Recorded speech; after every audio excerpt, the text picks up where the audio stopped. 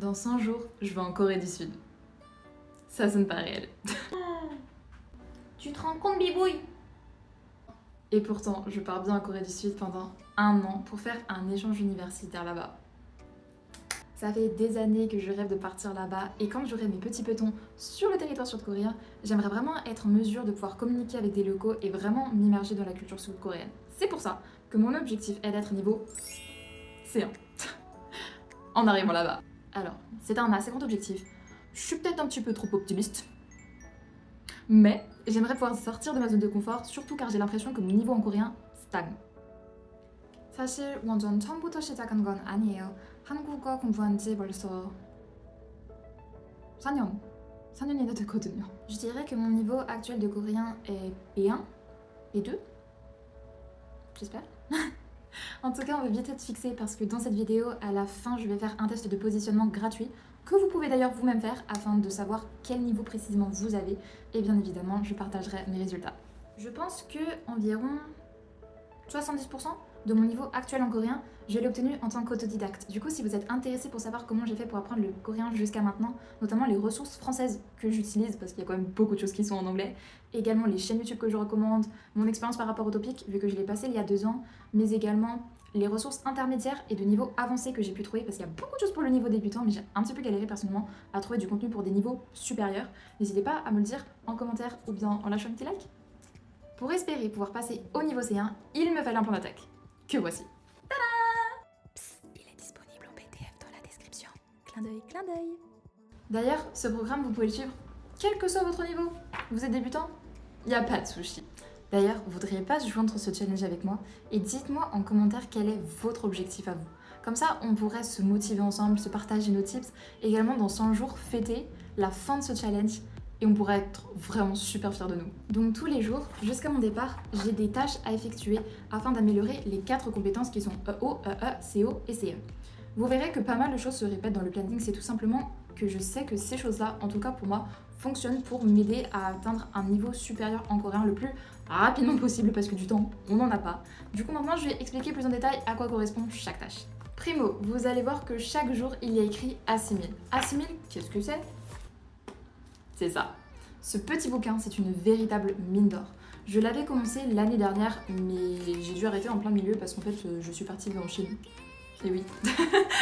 Je suis partie vivre en Chine pendant 3 mois. C'était sans doute l'une des meilleures expériences de ma vie. Et d'ailleurs, je compte en faire une vidéo dessus. Et s'il y a des thèmes qui vous intéressent en particulier, que ce soit sur le visa, le prix de la vie là-bas, bref, ce que vous voulez, n'hésitez pas à me le dire en commentaire parce que j'y répondrai en vidéo avec plaisir. En tout cas, ce petit bouquin, j'ai décidé de le reprendre parce qu'il est très bien fait. Il a été fait pour le public francophone, donc c'est très instinctif et intuitif pour nous. De même que, vous pouvez le voir sur la couverture, il promet de passer B2. Donc c'est-à-dire que vous allez avoir une leçon pendant 3 mois, 90 jours exactement, et ça prend peut-être 5 minutes, c'est vraiment super rapide, et tout est très bien expliqué. Et vous allez du coup, normalement, atteindre le niveau B2 à la fin de la lecture de ce bouquin, tout en commençant par les bases. Donc il est vraiment très complet. Au niveau des leçons, vous allez avoir des choses comme ça. Bon, ça fait un petit peu peur, parce que j'ai pris à la fin du livre. Mais je vous jure que c'est vraiment super. Vous avez du vocabulaire, vous avez des points de grammaire, vous avez des points de prononciation, vous avez des exercices et un point culturel dans chacune des leçons. Ça prend vraiment 5 minutes. Je sais qu'il existe également pour le chinois, car je l'ai acheté. Il m'a tellement convaincu pour le coréen que je l'ai décidé de le prendre dans une autre langue. J'ai vu qu'il existait également pour le japonais, sans doute peut-être pour d'autres langues. Et franchement, c'est une véritable mine d'or. Pour ce qui est de la grammaire, je vais étudier ces 2 livres. À savoir que pour celui-ci, j'avais étudié le premier volume lorsque j'ai passé le topic et il m'avait été d'une très grande utilité. Donc j'imagine que ce sera la même chose pour le Big Bro, sachant que les 2 en tout cas sont en français. Et celui-ci, en le feuilletant, m'a l'air super bien. Il y a même des petites chansons, c'est pas trop mignon. Donc je pense que je vous le recommanderais, en tout cas vous aurez la réponse à la fin. Également, j'ai acheté le cahier d'exercice et ce que j'ai apprécié en feuilletant, c'est qu'il y avait des tutko iehagi, donc on aura même des compréhensions orales, ça a l'air trop cool. Donc, je vous dirai ce que j'en pense, mais ça me l'air très bien parti. Ensuite, vu qu'on est sur les livres, autant poursuivre, voici News in Korean qui a été fait par TTMK. Je l'ai acheté pour tout simplement lire plus d'articles en coréen et améliorer mon vocabulaire tout simplement. Ce qui se passe, c'est que vous allez avoir du coup un article en coréen. Ici, vous allez avoir le même article avec du coup des annotations de vocabulaire, Puis ici, la traduction complète en anglais. Et sur la page d'après, hop là, vous allez avoir des questions liées au texte. Je trouve qu'il a l'air plutôt cool comme ça, je vous dirai ce que j'en pense. Également sur le programme, vous pouvez voir écrit à des moments culture. À quoi ça fait référence? Tout simplement à se documenter par rapport à la Corée du Sud. Donc en soi, cette étape est facultative car elle ne va pas améliorer les compétences en coréen, mais je trouve que c'est une étape importante et personnellement je m'intéresse à la culture coréenne donc du coup ça me faisait plaisir. Et c'est pour ça que j'ai aussi acheté ces 3 livres pour préparer un voyage en Corée du Sud. Dedans apparemment on nous explique les bons plans, les activités, les histoires de chaque province et plein d'autres choses très intéressantes qui sont nécessaires je pense un peu à connaître quand on va habiter en Corée du Sud. Et j'en lirai du coup un par mois et je vous dirai lequel m'aura été le plus utile. Ensuite, pour la compréhension orale, pour varier les plaisirs, je vais utiliser 3 ressources différentes. Premièrement, la compréhension orale à l'état pur. Tout simplement pour en trouver gratuitement, vous pouvez taper sur votre barre de recherche sur YouTube Listening Comprehension Korean. avec le niveau que vous souhaitez. Personnellement, j'aime beaucoup celle de la chaîne Molly Hankook. Je crois que je les ai quasiment déjà toutes faites, elles sont vraiment top. Mais du coup, maintenant, je pourrais aussi faire celle de ce livre-là. J'ai hâte de voir ce que ça donne. 2. Les vidéos sur les expressions des natifs. Ce que j'entends par là, c'est les vidéos qui vont expliquer les expressions orales que les Coréens utilisent, qu'on n'apprend pas forcément dans les livres, mais en les connaissant, on aura l'air plus naturel lorsqu'on s'exprimera à l'oral. Par exemple, j'avais appris Jokum, mais en réalité ils utilisent plutôt Jom, de même que Arbeite, ils ont tendance à le raccourcir en Alba. Et pour les connaître, je vous conseille les chaînes YouTube Gracie Suda et Talk to Me in Korean. 3. Les web dramas. J'ai commencé à en regarder que récemment, et franchement, mais comment j'ai fait pour passer à côté? C'est génial!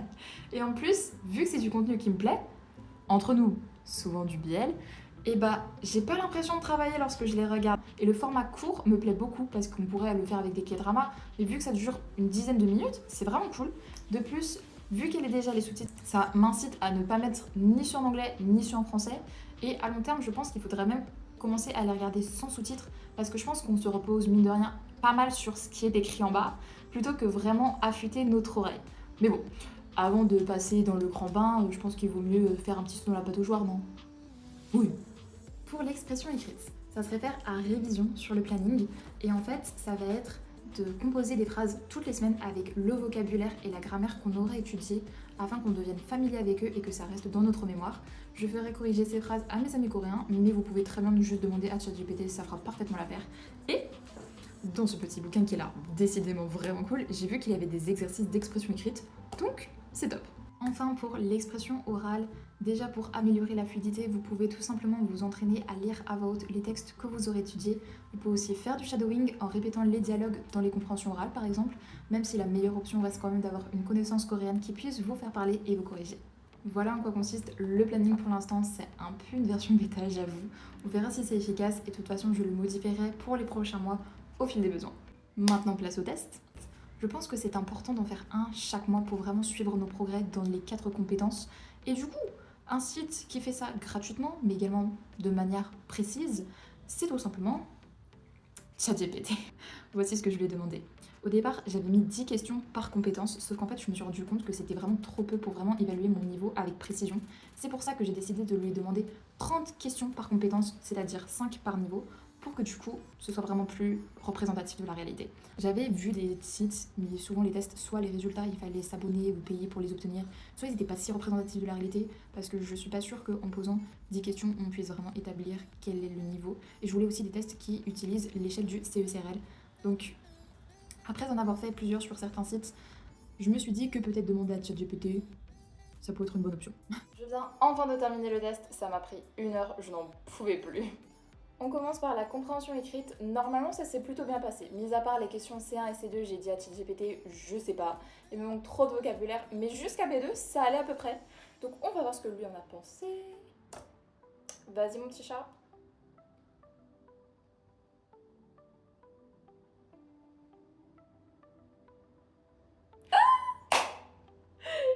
B2. Oh, je suis grave contente. Oh, je suis trop contente. Maintenant, la compréhension orale, normalement, ça passouille. Je sais qu'il y a des moments où je me suis dit, tu me parles de quoi là? Mais en vrai, j'espère un petit B2. Je suis peut-être un peu trop optimiste. Jusque-là, tout va bien.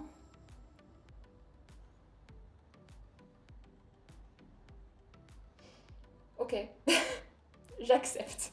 Mais en plus, Ok. Bon, je m'attendais un tout petit chouïa mieux, mais ok, maintenant je sais où j'en suis, pas de problème, j'accepte et on va faire en sorte d'améliorer tout ça. Maintenant, on passe à l'expression orale. Je vous avoue que je m'attends pas à grand chose. Parler en continu, en coréen et de façon spontanée. Ah, c'était quelque chose, hein. Il y a eu pas mal de bégaiements, hein, sachez-le. Donc, on verra bien ce que lui en a pensé.